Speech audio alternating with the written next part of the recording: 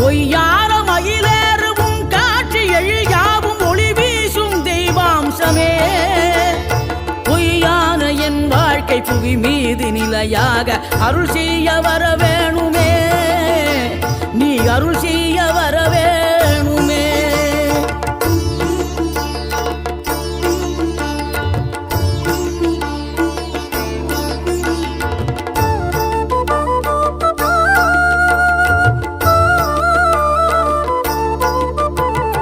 இகழ்தலையும் புகழ்தலையும் ஒரு முகமாய் கருதும்படி செவி உரைத்த முத்து குமரன்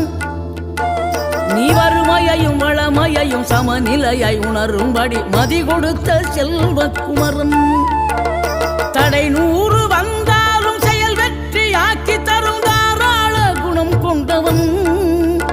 நீ வலை வீசும் அறிவுக்கு தொலைவானவானாகி